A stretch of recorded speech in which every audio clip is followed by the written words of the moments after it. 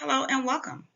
In today's presentation, we will learn more about why child care providers need liability insurance and how that insurance helps you as a business owner. The information contained here has been prepared by Civitas Strategies Early Start and is not intended to constitute legal, tax, or financial advice. The Civitas Strategies Early Start team has used reasonable efforts in collecting, preparing, and providing this information, but does not guarantee its accuracy, completeness, adequacy, or currency. The publication and distribution of this information is not intended to create, and receipt does not constitute an attorney-client or any other advisory relationship. Reproduction of this information is expressly prohibited. In today's conversation, we will explore the need for liability insurance, the different types of coverage, and how to find the best policy for your program. How does liability insurance help me? As an owner of a childcare business, you already have so many expenses. So you might wonder, should I also pay for business liability insurance? The short answer is yes. Liability insurance is a necessity, even for the smallest of businesses. Many unexpected events can happen, not only to children in your care, but also to their families or anyone on your property. A child could be injured on a play structure, or someone visiting your program could trip over a rug and hit their head.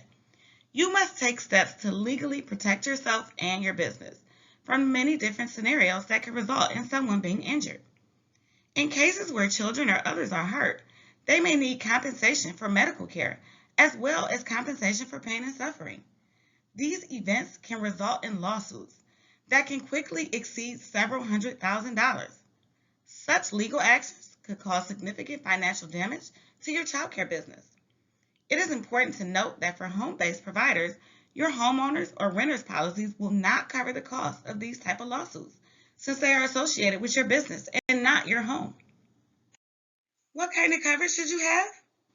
There are typically two types of liability insurance, general and professional. General liability insurance covers physical risks, such as someone being hit by a falling book from a shelf or a child getting cut on a piece of playground equipment. Professional liability insurance, which is separate, will cover circumstances when you don't do something properly or make an error, such as overheating a bottle of milk for an infant.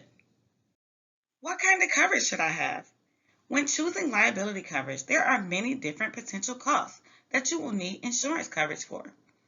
Look for policies that cover key costs, such as attorney fees for defending against lawsuits, as well as legal expenses incurred from representation for administrative hearings with government agencies, such as licensing, medical expenses for the injured party, judgments regarding allegations of abuse and neglect, issues with food preparation or distribution of medication, accidents occurring due to swimming pools, play structures, or toys, injuries from any animals the children may come in contact with, the actions of all employees and volunteers. What is secondary insurance?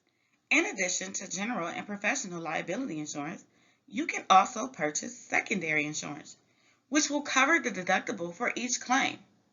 A deductible is how much you have to pay before insurance kicks in and will help limit your financial exposure. Deductibles are often overlooked out-of-pocket expenses and can sometimes be very high, so secondary insurance will prevent you from having to pay anything before your insurance coverage pays out. When choosing which insurance coverage to purchase, another key number to know is the occurrence and aggregate limits. The occurrence limit is the amount the insurance will provide for each instance. The aggregate limit is the total amount over multiple incidents that insurance will cover. For example, if a child is cut by a sharp object, you would use the occurrence limit to know the maximum of how much they could receive. If a child were injured last week and two others separately this week, you will want to think not only about the coverage per occurrence for each of the three incidents, but also the total amount of the three occurrences, which is the aggregate coverage. Tom Copeland, a now retired leading authority on childcare business, recommends at least $1 million per occurrence and $2 million in aggregate liability insurance coverage since incidents can add up quickly. So how do you go about getting liability insurance? First, you may want to start by contacting your insurance agent since there may be a discount for having more than one policy with them. You may want to get a couple of different quotes to compare. Alternatively, there is a list of agents who work with child care providers here at www.tomcopelandblog.com/insurance-directory. The advantage of having an agent who works with child care providers is that they will understand the unique needs of your business and the type of incidents that can occur. When choosing your policy, it is important that you have the agent explain what is and what isn't covered in detail. Think of situations that could occur and discuss if the policy you are considering will cover such scenarios. If you need additional help, you can sign up for one-on-one coaching with our experts at www.childcare.texas.gov. Help is available on this topic, liability insurance, but also on other topics such as business finances, staffing, and many more. Thank you for your time today.